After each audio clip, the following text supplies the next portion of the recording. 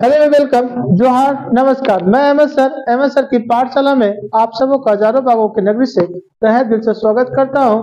हो चुका आगाज रन का बच चुकी रणबेरियां, मैदान वही मार के जाएगा जिसके माथे से टपकेंगे पसीना, जिनके होंगे संघर्ष जारी। तो चलिए संघर्ष करते हैं, पसीना बहाते हैं क्लास 10 वालों के लिए। क्लास 10 का जो केमिस्ट्री की चैप्टर 2 है या साइंस की चैप्टर 2 है, हम लोग क्षारक लवण वाले, उससे 2 वीडियो बना चुके हैं। तीसरी वीडियो आपके लिए लेकर आया हूँ। महत्वपूर्ण क्वेश्चन से प्रयास कीजिएगा पूरी देखने के लिए, और कोई समस्या होगी तो जरूर कमेंट करेंगे, लेकिन मैं 100% देने का प्रयास कर रहा हूँ। चलिए देखते हैं क्या है इसमें। क्लास 10 है रसायन विज्ञान केमिस्ट्री का अम्ल क्षार एवं लवण पार्ट 2, और ये पार्ट 3 है। ध्यान रखिएगा, पार्ट 3 से पहले 2 वीडियो आ चुके हैं, लिंक आपको इस डिस्क्रिप्शन में मिल जाएगा। क्वेश्चन नंबर 1 है, H2SO4 किस प्रकार का अम्ल है? H2SO4 किस प्रकार का अम्ल है, ये प्रश्न पूछ रहा है। तो सबसे पहले ये तो हम लोग जान जाए कि H2SO4 है क्या। क्या पढ़ते हैं? तो H2SO4 को पढ़ते हैं हम लोग सल्फ्यूरिक अम्ल पढ़ते हैं। वो क्या है? H2SO4 को सल्फ्यूरिक अम्ल कहते हैं।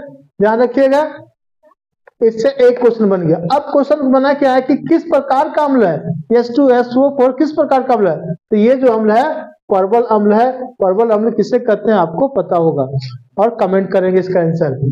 आगे चलते हैं, CH3COOH, ये क्या है भाई? इसको किस नाम से जानते हैं? इसको जानते हैं हम लोग एसिटिक अम्ल से। CH3COOH किस नाम से जाना जाता है? एसिटिक अम्ल से। चलिए अब इसमें क्वेश्चन क्या है, किस प्रकार का अम्ल है? तो ये अम्ल हो गया दुर्बल अम्ल। कौन सा अम्ल है? दुर्बल। अगर आप परवल अम्ल के बारे में जानते होंगे तो दुर्बल अम्ल भी जानते होंगे। अधिक संख्या में OH- आयन उत्पन्न करने वाला क्षारक को क्या कहते हैं? तो हाइड्रोक्साइड आयन उत्पन्न करने वाला को क्या कहते हैं? उसको बोलते हैं परवल क्षारक। परवल क्षारक कहते हैं। अगला है, अम्ल धातु के साथ अभिक्रिया करती है। हम लोग को पता है कि अम्ल धातु के साथ अभिक्रिया किया।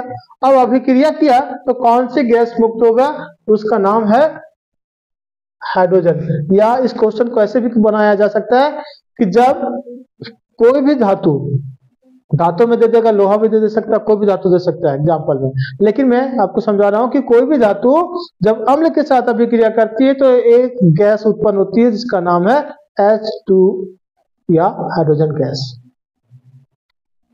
चलिए ये हो गया। क्वेश्चन नंबर 5 की ओर चलते हैं। कम संख्या में हाइड्रोजन आयन प्लस में है धन आयन उत्पन्न करने वाले अम्ल को क्या कहते हैं? तो जब कम होगा तो वो हो जाएगा दुर्बल अम्ल, जब अधिक होगा तो उसको बोलते हैं परवल अम्ल। कम संख्या में OH- आयन उत्पन्न करने वाले क्षारक को क्या कहते हैं? दुर्बल क्षारक कहते हैं। पीएच क्या है? उष्मांश हाइड्रोजन, तो आपको ये पता होगा पीएच क्या है। पीएच का फुल फॉर्म में पीएच, पी क्या है, एच क्या है, ये आपको पता ही होगा। हाइड्रोजन है, उष्मांश है पीपल।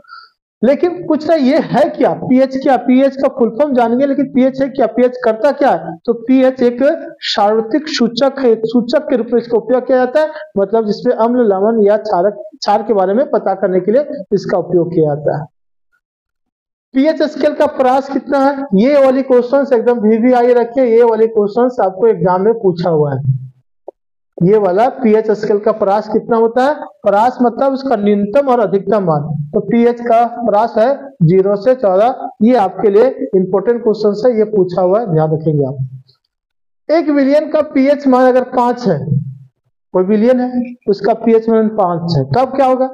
तब संभवतः वह विलियन क्या होगा? क्या वह अम्ल होगा, क्या क्षारक होगा, क्या लवण होगा? तो वह जो होता है अम्ल होता है। क्यों? क्योंकि 7 से नीचे जितने भी होंगे वह अम्ल कहलाता है। 7 वाला जो होता है वह उदासीन कहलाता है, और 7 से ऊपर जाएंगे, 7.1 भी हो गया तो वह क्षार कहलाएगा। तो ध्यान रखिएगा अम्ल, उदासीन और क्षार के बारे में। एक विलियन का पीएच मान 5 होता है तो समझो वह विलियन अम्ल होगा। एक विलियन के पीएच का मान 7 है तो वह क्या हो गया? मैंने अभी बताया था, जिसका मान 7 है उसका उसे उदासीन कहते हैं। अब आपको बताना है कि मानव शरीर में जो रक्त पाई जाती है उसका पीएच मान क्या है और वह कैसा है, ये आपको कमेंट करना है। P ग्रेटर देन 7, 7 से क्या हो गया, बड़ा हो गया। P का वैल्यू 7 से बड़ा है तो वो क्षारीय हो जाएगा, और P का वैल्यू 7 से कम हो गया तो वो हो जाएगा अम्लीय। मतलब कुल मिला के ये वाली मेटल। अम्लीय विलयन का पीएच मान क्या होता है? किसी भी का कोई भी अम्ल होगा उसका पीएच मान क्या होता है? उसका पीएच मान हमेशा 7 से कम होता है। पीएच मान 7 से कम होता है, वही अम्लीय होता है। अम्लीय वर्षा का पीएच मान होगा, अम्लीय वर्षा का पीएच मान 5.6 से कम होता है। उससे जब वर्षा में अम्ल की मात्रा 5.6 से कम होती है तो उसे अम्लीय वर्षा कहते हैं। क्षारीय विलयन का पीएच मान होगा तो 7 से अधिक, 7 से जो अधिक होगा उसे क्षारीय कहते हैं। यहाँ पे मैंने अभी जस्ट बताया था आपको। अपच के उपचार के लिए किसका उपयोग किया जाता है? जैसे खाना कभी कभी क्या होता है, बहुत स्वादिष्ट बन जाता है, व्यंजन बहुत स्वादिष्ट होते हैं, इतने कि लोग एक जगह पे 2 खा लेता है, पेट पूरा ओवर हो जाता है। अब वो ऐसी स्थिति में बेचारा क्या करेगा, पेट अपच हो जाती है। अब अपच हो गया तो उसके उपचार के लिए क्या करना चाहिए? तो यहाँ उपचार किया जाता है एंटीसिड के माध्यम से, एंटीसिड के माध्यम से इसका उपचार किया जाता है, एंटीसिड के माध्यम से। चलिए, पेट में गैस हो जाने पर किस विलयन से उपचार किया जा सकता है? जब पेट में गैस हो जाता है तो इसका उपयोग हम लोग करेंगे, बेकिंग सोडा का विलयन को लेंगे तो वह हमारी गैस को दूर कर देगा। बेकिंग सोडा है क्या? तो बेकिंग सोडा है एक दुर्बल क्षारक। बेकिंग सोडा क्या है? एक दुर्बल क्षारक है, और जिसको सोडियम हाइड्रोजन कार्बोनेट कहते हैं। उसका सूत्र होता है NaHCO3। बेकिंग सोडा का ये सूत्र हो गया, ये ध्यान रखिएगा, रासायनिक नाम और ये सूत्र। तो मैंने पूरी प्रयास किया आपको समझाने के लिए, उम्मीद करते हैं आपको पूरी बात समझ में आ ही गया होगा और आएगा। जितने प्रश्न पूछा गया उसको जरूर कमेंट करेंगे।